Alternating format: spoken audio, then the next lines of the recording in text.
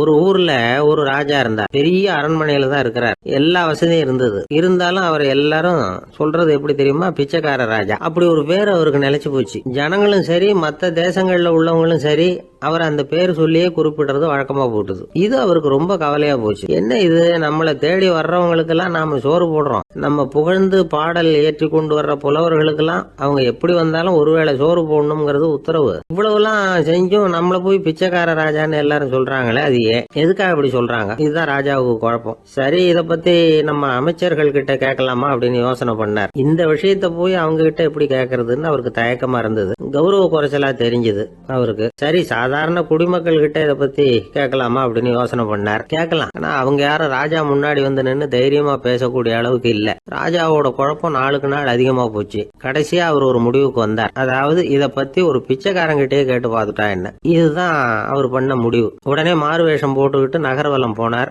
ஒரு பிச்சைக்காரனை கண்டுபிடிச்சார். இத பாருப்பா, நம்ம ராஜாவை எல்லாரும் பிச்சைக்கார ராஜான்னு சொல்றாங்களே, அதுக்கு என்ன காரணமா இருக்கும் அப்படின்னு கேட்டார். அதுக்கு அவன் சொல்றான், இதுக்கான பதில இன்னும் ஒரு 30 நாள்ல சொல்றேன் அப்படின்னா. உடனே இவருக்கு சந்தோஷம். உண்மையை அவங்ககிட்ட சொன்னார். நான் வேற யாரும் இல்ல, நான் தான் இந்த நாட்டு ராஜா. இப்ப நீ என் கூடவே வந்துரு, அரண்மனையிலேயே தங்கிக்கோ.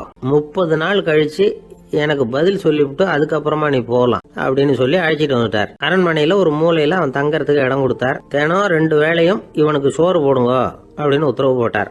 ராஜா கொடுத்த இடத்துல போய் உக்காந்துக்கிட்டான் அந்த பிச்சைக்காரன். தினமும் அந்த அரண்மனையில நடக்கிறதையெல்லாம் கவனிச்சுட்டு வந்தான். வேளைக்கு சாப்பாடு வரும், சாப்பிட்டுக்கிட்டு இருக்கான். இப்படி 30 நாள் முடிஞ்சது. ராஜா வந்தார். என்ன, என்னோட கேள்விக்கு பதில் என்னன்னு கண்டுபிடிச்சிட்டியான்னார். கண்டுபிடிச்சிட்டேன்னா. என்ன எல்லாரும் பிச்சைக்கார ராஜான்னு சொல்றாங்களே, அது நியாயமா படுதா உனக்குன்னு கேட்டார். நியாயமா தான் படுது, சந்தேகம் இல்லாம நீங்க பிச்சைக்கார ராஜா தான். என்னதான் நீங்க வசதியோடவும் படைபலத்தோடவும் இருந்தா கூட நீங்க எங்க வர்க்கத்தை சேர்ந்த ஆசாமி தான் அப்படின்னு அடிச்சு சொல்லிவிட்டான் அந்த ஆள். எதனால அப்படி சொல்றேன்னு கேட்டார் இவர். அரசே, ஒரு உண்மையை கண்டுபிடிச்சு சொல்றதா நான் உங்ககிட்ட சொன்னேன். நீங்க ராஜ பரம்பரைன்னா உடனே உங்க கழுத்துல கிடக்கிற முத்து மாலையை கழட்டி பரிசா கொடுத்திருப்பீங்க, பொன்னையும் மணியையும் கொடுத்திருப்பீங்க.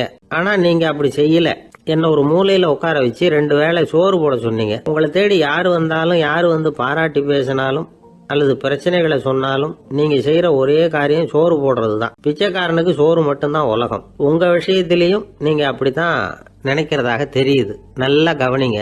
எந்த ஒரு பிரச்சனைக்கும் சோறு தான் முடிவுன்னு நினைக்கிறீங்க பாருங்க. நீங்க சந்தேகம் இல்லாத எங்களை சேர்ந்த ஆளுதான் அப்படின்னு அந்த பிச்சைக்காரன். தென்கட்சி கோ சாமிநாதன் ஐயா அவர்களின் இன்று ஒரு தகவல் நகைச்சுவை கதைகளை கேட்டு ரசித்தமைக்கு நன்றி.